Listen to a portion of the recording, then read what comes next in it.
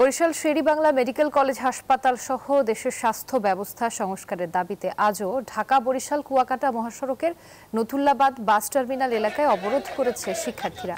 সকাল 11:50 শুরু হয় অবরোধ, তবে আজ যাত্রীদের দুর্ভোগ গতকালের চেয়ে কিছুটা কম হচ্ছে। কুয়াকাটা থেকে আসা গাড়িগুলো সি&বি রোডের চৌমাথা থেকে নবগ্রাম রোড দিয়ে ঘুরিয়ে দিচ্ছে পুলিশ।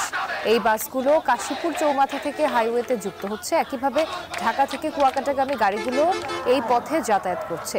প্রায় 10 কিলোমিটার ঘুরে গেলেও বসে থাকতে হচ্ছে না যাত্রীদের। এদিকে আন্দোলনকারীরা তাদের দাবিতে অনড় রয়েছেন।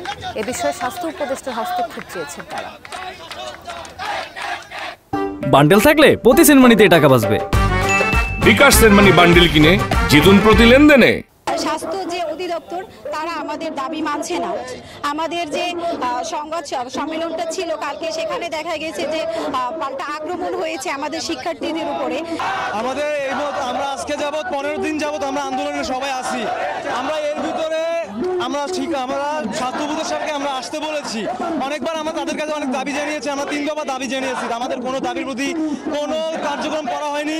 বরিশালবাসীর জন্য, সর্বস্তরের মানুষের জন্য শের-ই-বাংলা হসপিটালকে দালাল মুক্ত করবে, এটা বরিশাল সকল মানুষের আকাঙ্ক্ষা, ইচ্ছা।